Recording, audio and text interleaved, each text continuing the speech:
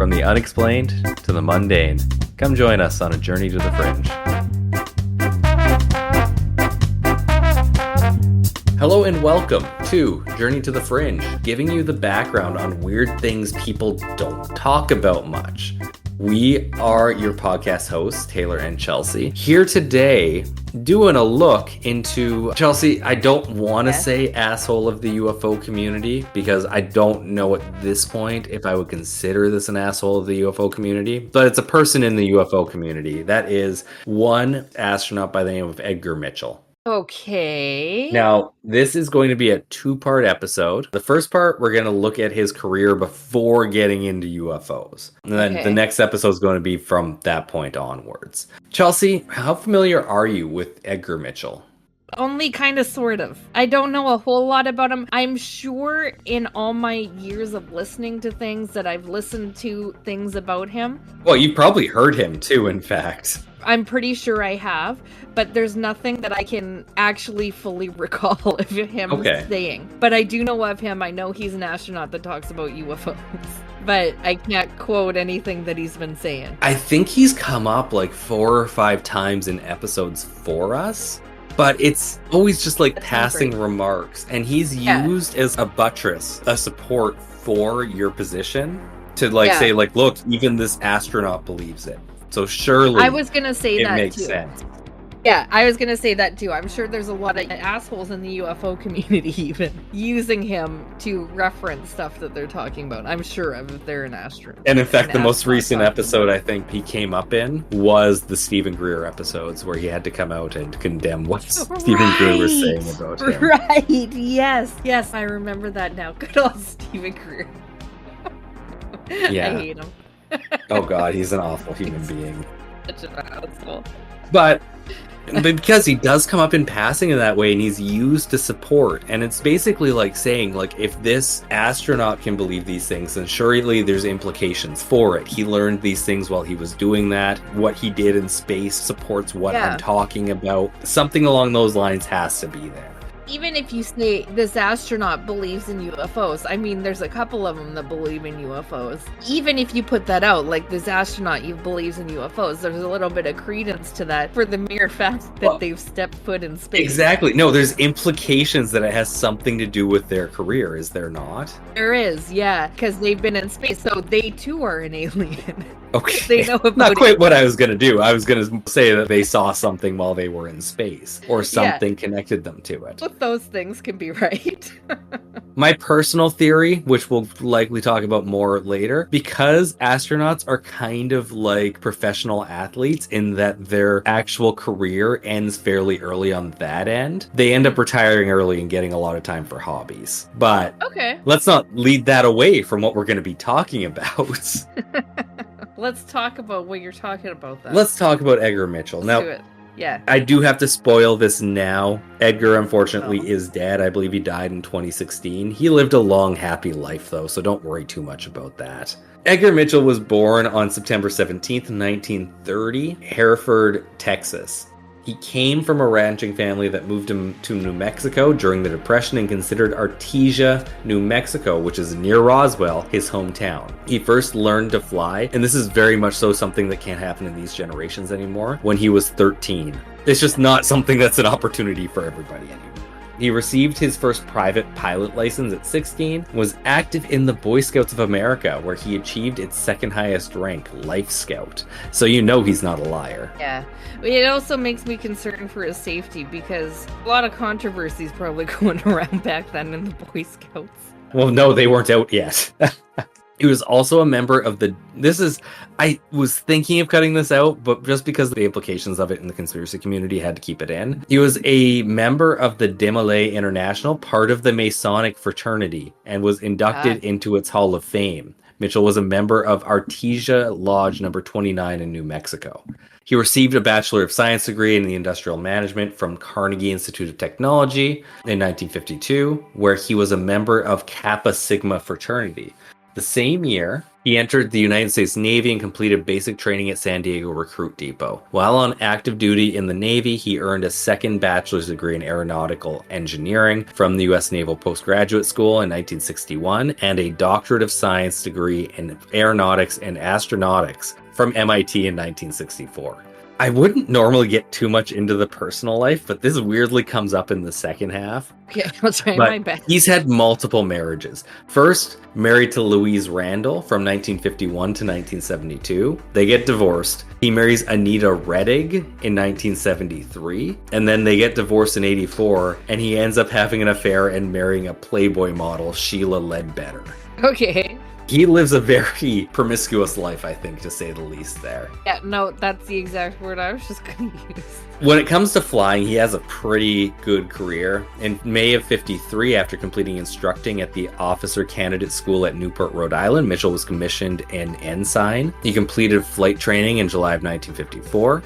Following the completion of his graduate studies, Mitchell served as Chief Project Management Division of the Navy Field Office for the Manned Orbiting Laboratory from 64 to 65. From 65 to 66, he attended the U.S. Air Force Aerospace Research Pilot School for certification as a test pilot. Graduating first in his class, during this period, Mitchell served as an instructor in advanced mathematics and navigation theory for astronaut candidates. Mitchell accumulated during his career 5,000 hours flight time, including 2,000 hours in jet aircrafts. And that brings us to his NASA career. Mitchell was selected in 66 as part of NASA's 5th astronaut group. He was assigned to the support group for Apollo 9 and then was designated as a backup lunar module pilot for Apollo 10. This placed him in rotation for Apollo 13, but he got switched to Apollo 14 so that Commander Alan Shepard, who had been grounded by a medical problem since the Gemini program, could train longer. During the Apollo 13 crisis, Mitchell was part of the Apollo 13 operations team, and as such was awarded the Presidential Medal of Freedom by Nixon in 1970. He worked in an Apollo simulator to help bring the crew back. One issue he worked on was how to fly the lunar module with an inert Apollo command service module attached to it. I looked it up. His name's not actually used in Apollo 13, the movie, but he's a very integral part to getting these people back to Earth, which is just crazy. Yeah, it sounds like it. Tom Hanks back down to Earth, right? Yeah. Yeah, you got it. Yep, Tom Hanks. I think he had a different name in the movie, but Tom Hanks. Oh, okay.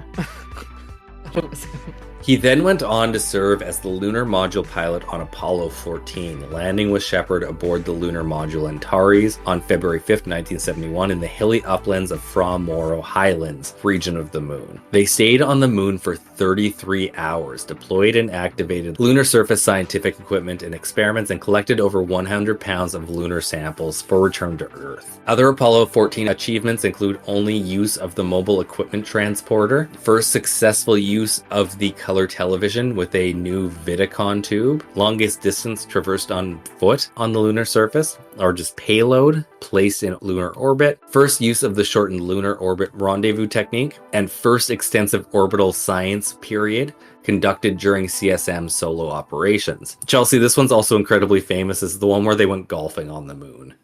Okay, I just had a train of thought here, and I hope I'm not ruining anything by saying this. Edgar Mitchell isn't the one who was recorded where, was it they went around the dark side of the moon and they lost contact, but they were still recorded as doing something? Yeah. Okay, it's not Edgar Mitchell. That's not him. I'm trying to think of who that is, but it's not him. Yeah, it's just right on the tip of my brain. I can't remember exactly what it is, but you know. In any event, he is one of two astronauts who spent the most time on the moon. It's one of the most famous photos of astronauts on the moon that he took. He was part of the team that golfed on the moon. Fairly big deal. And in completing his first space flight, Mitchell logged 216 hours and 42 minutes in space. He was subsequently designated to serve as backup on the lunar module pilot for Apollo 16. During the mission, he took photos, including the one with Shepard raising the American flag. In the photo, Mitchell's shadow is cast over the lunar surface near the flag. The photo is listed in Popular Science's photo gallery as the best astronaut selfies. And a quote that he has from his time in space: You develop an instant global consciousness, a people orientation, an intense dissatisfaction with the state of the world, and a compulsion to do something about it. From out there on the moon, international politics looks so petty. You want to grab a politician by the scruff of the neck and drag him 250,000 miles out and say, "Look at that, you son of a bitch." I like that. Up to there, very impressive. Yeah. I texted you this, and I was trying for the longest time to figure out what was his jump from this to UFOs. Was it this like global encompassing idea, like there's something bigger than just us? And then I keep doing some research and I learn more. Okay, good. That's usually And how it works. we're gonna go to a Vice article on this. Now, can I just interrupt and ask another question? Yeah, go ahead. No, it's Buzz Aldrin. It was the first walk on the moon. That was faked. That was my whole train of thought. Oh That yeah, was where either he gets way confronted and faked. punched somebody in the No. face. Yeah, that's not him. So he actually was on the moon. There's no conspiracy theories about him not being there. Nobody seems to dispute him. Yeah. And it's kind of funny because he's on the conspiracist side on a lot of these things. So they're just like, yeah, sure, he went to the moon. Why not? Yeah, no, he actually did. He's fine. Good for him. Okay.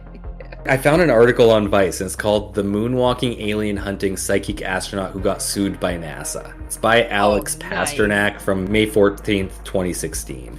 I like all of that, what you just said. Well, I think they might have put some keywords in there. But you also started it with Vice, so I also like that. All great stuff. While Mitchell and crewmate Alan Shepard would have more time than anyone else to amble across the lunar surface, 9 hours, the schedule remained tight, and there was important work to do in the name of politics, but also of science. On the way back to Earth, however, things were more relaxed. Quieter. Mitchell took time to look out the window and was transfixed by the sight of the largest thing he'd ever seen, the largest thing he'd ever known, floating in the dark. A moment would change his life, giving him a glimpse of a deeper hidden nature. Quote, "All of us had the experience, let's call it the overview effect or the big picture effect of seeing Earth in its setting rather than as the end all and be all of living systems." End quote. Mitchell told me in 2012. Quote, "My own experience was a very powerful one. On the way back, after my work was done, from looking at Earth from space, you come up with the question, who are we? How did we get here? And where's all this going? And that's an ancient question that humans have asked for a long time.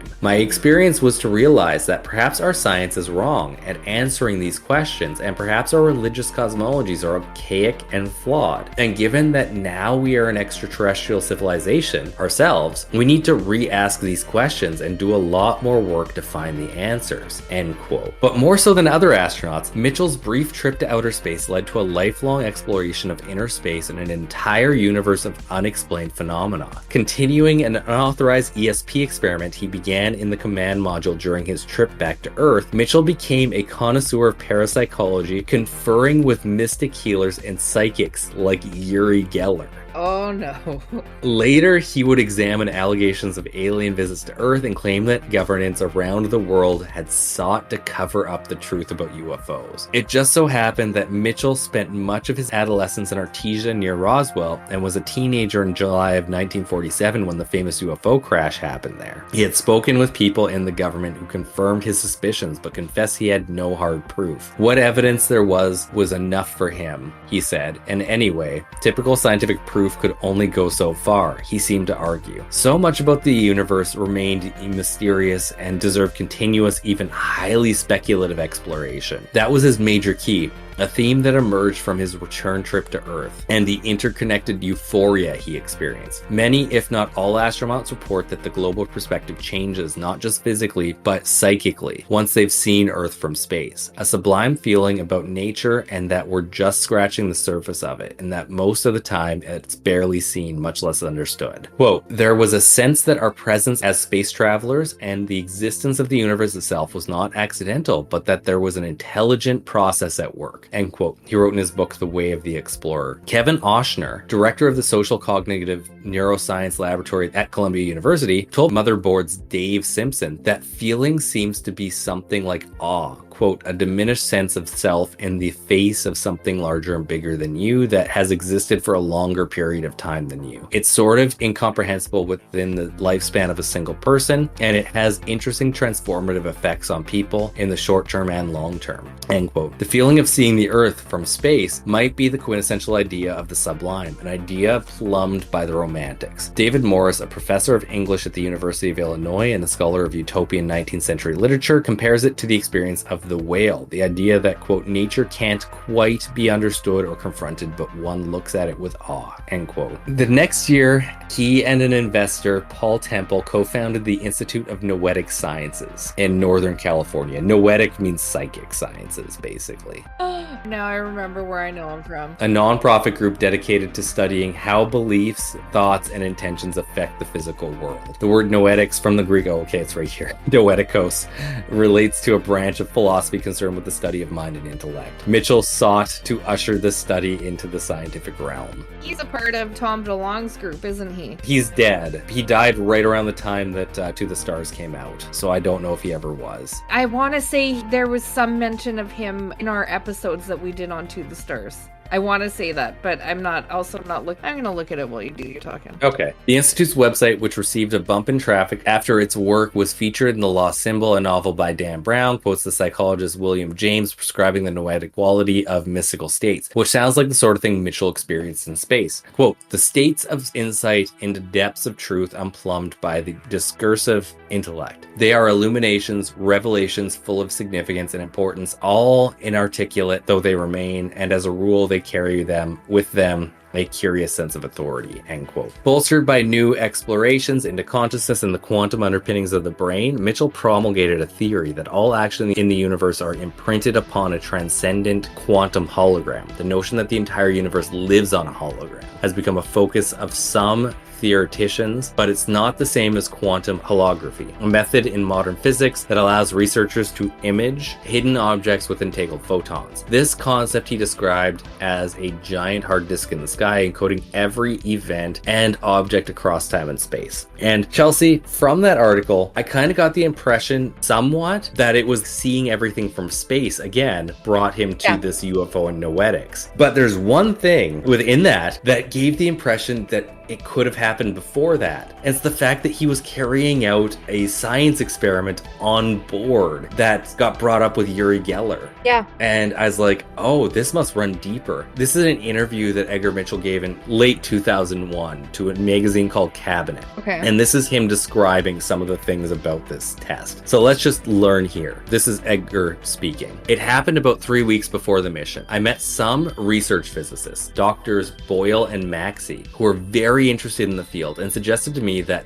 this would be an ideal time to do the experiment. They gathered and coordinated everything. I was too busy for that. In addition to the two of them, there was a reputable psychic that they knew, and Olaf Jonsson, who was a well-known public psychic in Chicago. We practiced a few times with the principals before the flight. As far as we knew, it doesn't take any expertise at all except relaxation of focus and the ability of individuals to intuitively resonate with someone else. Next, he's answering this question. Were you already interested in ESP? Answer, oh yes. I had a religious upbringing and was always interested in science. The two seemed to have different answers, which bothered me. When the chance to go to the moon came up, it re-raised the question about what kind of world we lived in, because nobody had been outside the atmosphere. I had been reading literature for several years and had become convinced science says it can't work, but laboratory experiments show that it does.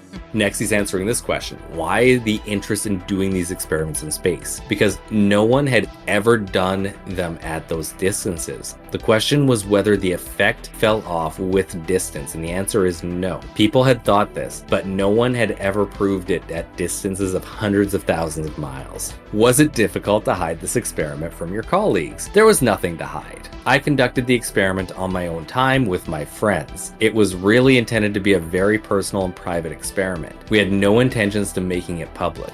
Olaf Jonsson unfortunately told the press before we ever had a chance to look at the data. The media was a big problem because they were biased against the experiment. Most people in the media don't know anything about statistics, and they wrote whatever the particular reporter or editor thought. When the media learned about the experiment, it lost its effectiveness, even though it was subsequently published in scientific journals. Of course, one experiment doesn't make anything change, but it did show that what had worked in the laboratory also worked in space with the same very positive results. Professionals in the field thought it was very significant. In telepathy, space doesn't matter. Now we understand this very well, and we have the science now to show exactly how it works. It has nothing to do with space and time. It is what we call non-local communication. Next question. Could you explain how you set up the experiment? My experiment involved 4 transmission sessions during rest periods programmed into the flight. The well-known experiment in the laboratory was to use cards with the 5 Zener symbols, but the actual cards aren't important. It was easier for me to use random number tables than carry the physical cards. Instead, all I did was generate 4 tables with 25 random numbers just using the numbers 1 to 5, then randomly assigned a Zener symbol to each number. For each transmission, I would then check the particular tables of random numbers and think about the corresponding symbol for 15 seconds. Each transmission was about 6 minutes. I did this when I was ready to go to sleep at night. We had sleeping bag hammocks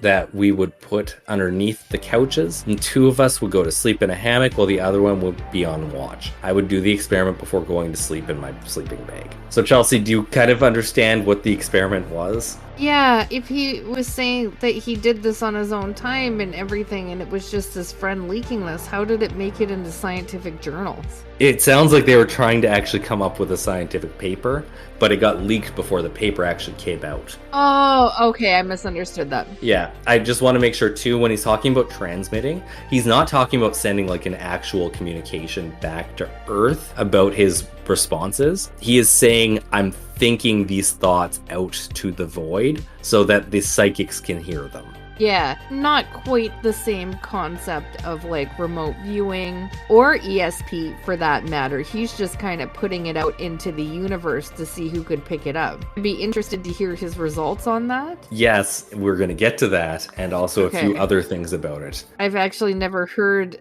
the concept of just putting it out there while you're in space, or how you would study that. How is that in a scientific paper? And the next question they ask is, how were you able to coordinate with the people on Earth? Answer. We didn't. Oh, we tried to coordinate, but we were off. That didn't seem to make any difference. We took off 40 minutes late, but I didn't try for any exact time anyways, just in the evenings. We now understand why that should work, because the sequence is important, but having the precise time is not. So, like, it wasn't like these guys were trying to receive what he was putting out there at the same time. It was just, they guessed, basically. They went out there and time didn't matter. They went out there and tried to get it. This experiment seems like a mess. You don't say. Were your colleagues at NASA suspicious when you returned? Answer. Everything proceeded normally. I later became a standby pilot for Apollo 16 and retired from NASA in 72. The reaction at NASA was very, very minimal, except for Werner von Braun and quite a few engineers. NASA management ignored the experiments. Many people came to my office and closed the door and wanted me to tell them about it, which I did. Nobody else said a thing. Werner was very intrigued by it and was very supportive. He wanted me to do a survey of NASA installations to see if there was any place that would be useful and appropriate for us to do some more of this work, to further these studies in a deeper way. But we both left NASA before we ever got that really accomplished. He also came and spoke at a fundraising dinner for the Institute of Noetic Sciences, which I didn't know that side of Werner von Braun. He might actually be worth an episode. I'm gonna add it right now. And also, while I'm adding that right now, no, he had nothing to do with To the Stars, so my bad. I completely retract my statement. Or question. I didn't make a statement. I had a question.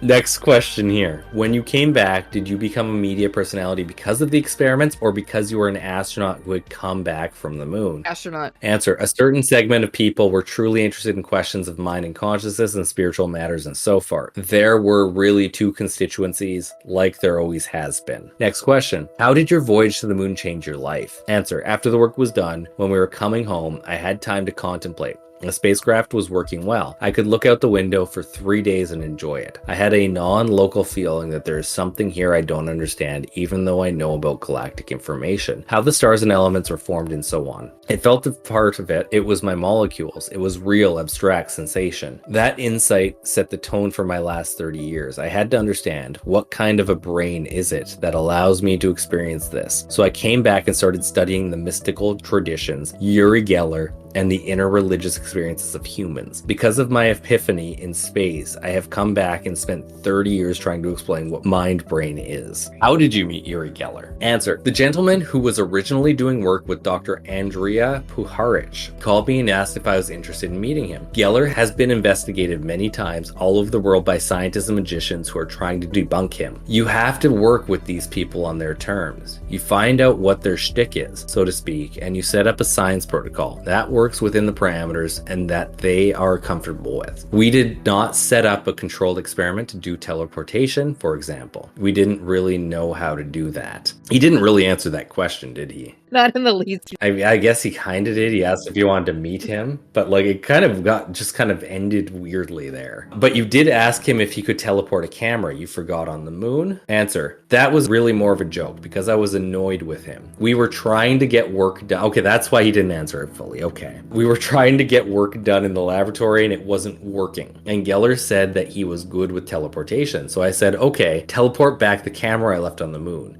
He didn't get the camera back, but he did get 2 lost tie pins of mine back. A piece of one of them showed up in Geller's mouth as he was eating ice cream, to the surprise of all of us. The other tie pin and the rest of the first one then showed up in the laboratory. One piece turned up right in front of Dr. Putoff when he was with a large group of people, and the other dropped to the floor between Dr. Putoff and me when we were in the laboratory alone. Both those people are in Men Who Stare at Goats. What the hell is the program called? I always call it Men Who Stare at Goats.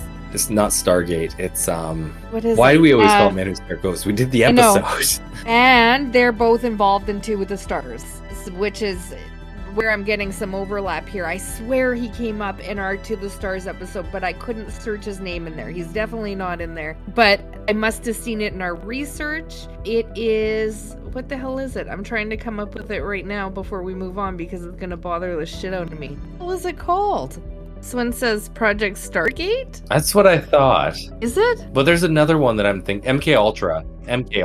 No, it's not MK Ultra. Is that not what you're... Oh, maybe remote viewing's what we're thinking of because that's the episode we did it on. Potentially. Potentially. We're both just fucking confused. Yep, we are in the remote viewing at Project Stargate. Yeah, Project Stargate.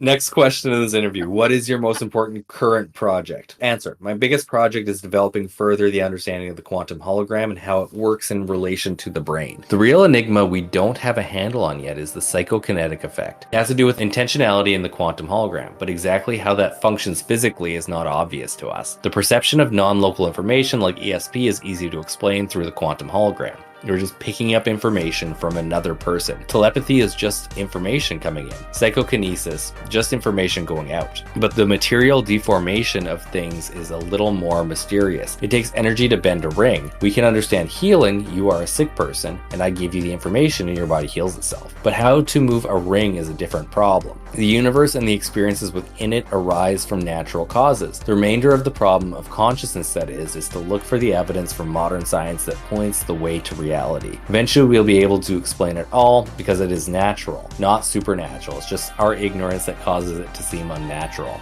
And this last question is, what is the quantum hologram? It is the concept of quantum hologram. It's based on quantum emissions from all physical objects, you, me, the camera, any physical object of macroscopic size, molecular and above, and absorbs quanta of energy. Quanta emitted from every object we've discovered carries information about the physical. The quantum hologram is this information structure from a physical object and is non-local, which means it is not space-time restricted. It appears to be a proper mechanism for explaining virtually all things all these types of psychic manifestation that we know of. We are now beginning to understand what consciousness is, and what we understand so far is that the quantum holographic record survives. It's our history, it records our passage, it records what we do, and it's available to the future. It appears to be nature's way of preserving our experience. That's the non-local part. It's the informational part of us, so that everything we do as physical beings is recorded in the ephemeral quantum holographic record, the giant hard disk in the sky, if you will. I can pick up what he's putting down. What I'm hearing from this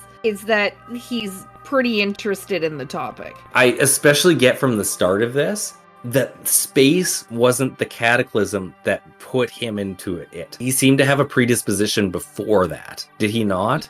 Like, he talked about being brought up religious, and there was that psychic feeling from that. No, I totally get that it was before he went to space, which is kind of cool that his life kind of went in the path of going to space, and that I don't know that it perpetuated or whatnot with his already interest, but it definitely gave him a different perspective on where he's going. I can totally get behind what he's going. It kind of gave him a further perspective on there being more to reality, because he's seen Earth from outside, so he's seen it in a different perspective. He's seeing the tree for the tree, not for the leaves. I do want to especially say he had to have had this interest before he went into space, because he went into space with the intention of performing a as an experiment in space. So he couldn't have realized this in space. Totally good point. But it also seems like he had some very impactful moments and realizations while he was there as well. I mean, I know the point you're making that is clear is that he definitely had an interest before he went up to space, though. I am going to turn it back just to the end of the Vice article from here. Mitchell pointed out that UFO sightings were common near military bases, but not necessarily because they were actually just experimental aircrafts or weapon tests. The alien presence was a warning. Mitchell noted that Roswell crash occurred near America's largest weapons testing range at a time when it was developing its most powerful nuclear bombs. In his view, the Roswell aliens had crashed while on important mission to prevent humans from destroying themselves in their home. Quote, let's hope that is exactly what the ET's extraterrestrials are trying to show us. We don't need to be this warlike civilization. We need to learn to be a cooperative civilization working together to solve our survival problems and our sustainability problems. Because right now, civilization as we live it is not sustainable.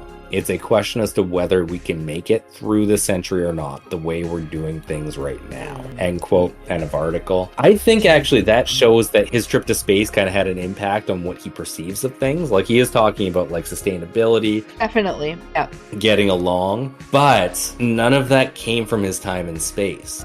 I need to make that clear. Outside of his perspective on peace and bringing everybody together. He's talking about UFOs at that point in this article. Yeah. But that doesn't come from his time as an astronaut. They need to make that very clear. What he's talking about there is just like he thinks they're here for peaceful purposes. Oh, okay. And specifically to bring everybody together and kind of give that feeling that he got in space. Which I don't like people pushing an agenda of what aliens are really up to. I don't like that. It very eerily sounds like somebody else who we've finished a 2-part episode on fairly recently too, does it not? They're here for peace. They're all peaceful. What's that again? Stephen Greer. That's why I'm saying I don't like it when they're telling me, yes, they're bad or good. And you only get the two. Nobody's kind of divided on the matter. You only get, and there's definite opinions. Aliens aren't allowed to choose for themselves. We have to tell you. Not all people are inherently bad or good. I mean, some people, most people have, their good moments and their bad moments. My other question to you is, Edgar Mitchell, he's never had any experiences with UFOs. Nope. Just an interest. Okay. Not at all. And it's funny because he grew up right beside Roswell. Like I said, he was a teenager when Roswell happened and was an astronaut. That's just going to happen naturally. Yeah, that's just going to happen naturally, I think. I think a lot of people like to assume that he has an interaction with aliens that brought him about to this, but absolutely nothing in his past. I could see that. People like this can also play off that assumption, knowing full well that that's probably the assumption. And this is the important thing. They can leave that part of it unstated and let everybody who's listening assume that that's where it comes from. And that works very well in this community. 100%, especially if you're talking about UFOs. I did just want to end part 1 off with this came from a book review by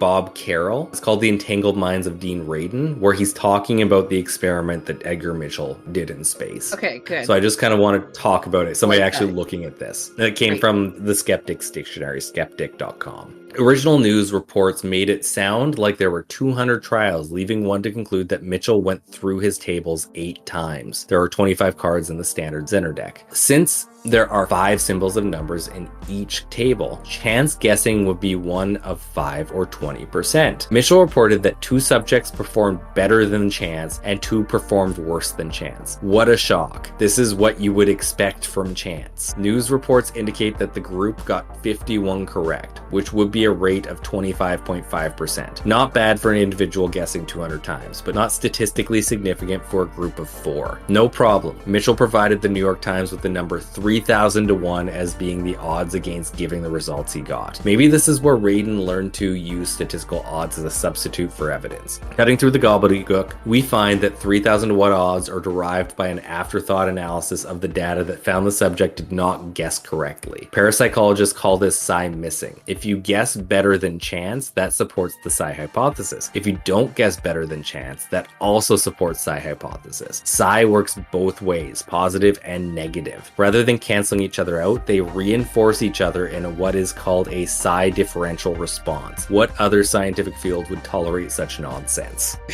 That was a critique I found of the experiment he had and how it wasn't actually a significant result in any way. I'm still clear on his experiment, to be honest. He was in space. He would write down random numbers between 1 and 5, and then he would assign Zener shapes to those. Yeah, my overall question is, if he was just putting it out to the ether, like, where was he going to see if anybody picked it up or not? Before he left, he talked to the scientists who said, we have these 4 psychics who we would like to receive your calls from space. Right. Okay. Then that was just me. But they didn't know what time he was doing it, and if they did, it was off because his flight left 40 minutes later than expected. So they basically were picking something up from the ether that had happened prior, like sometime prior that they couldn't have known. It's not a very control in an control in an experiment anyhow. And even then, they picked 4 people who are predisposed to this like world. So like, why not have a control group in any way? Yeah, surprised it got published anyway. I mean, I didn't find the actual paper itself. I don't know where it was published, but I do know it still does get talked about somewhat. And like the noetic science that makes sense. Group comes from it, basically. I'm sure a lot of people would just use for the name alone, Edgar Mitchell. Oh yeah, for sure. Oh, and especially it's done in space. You can have so many things that just say like, this is a variable this is how the thing got gamma radiation or space radiation to become the thing, which was the psychic stuff. So that's where it all comes from. There you go. This is where I leave this part off. He's done his career being an astronaut. He's moving into noetic sciences, and we're going to see how this moves towards the UFOs. I'm totally excited for this. That was trying to assess how I feel about this, and I'm not sure.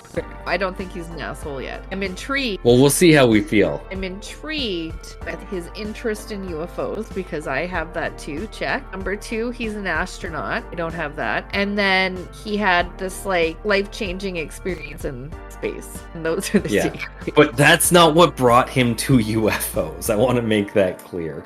I honestly think he retired and he needed a hobby. Yeah, I could see it. I mean, if I were to just up and become an astronaut next year, I can't say that I wouldn't take the same interests that I have today with me into being an astronaut. You know what I mean? But let's face it, it might actually impact our ability to be astronauts. It's true. They have a lot of background check on us here on Journey to the Fringe on why we shouldn't be astronauts. Anyhow, he didn't have a podcast. It's really what's holding our generation back. And with that, I have been Taylor, here with Chelsea. We are Journey to the Fringe. Thank you all for listening, and we'll see you next week. Bye. Thank you for listening to Journey to the Fringe. If you have liked what you have listened to, please like, share, subscribe, or follow. depending on what venue you are listening to us through. Also, please, if possible, leave a 5-star review, as that really helps us in the algorithms. Should you wish to interact with us, please check us out on your social media of choice. I bet you we are there. And if you really want to communicate with us and give us ideas for new episodes, or tell us that we're wrong and terrible, either way, please send us an email at journeytothefringe@gmail.com. For now, I'll see you in the next episode.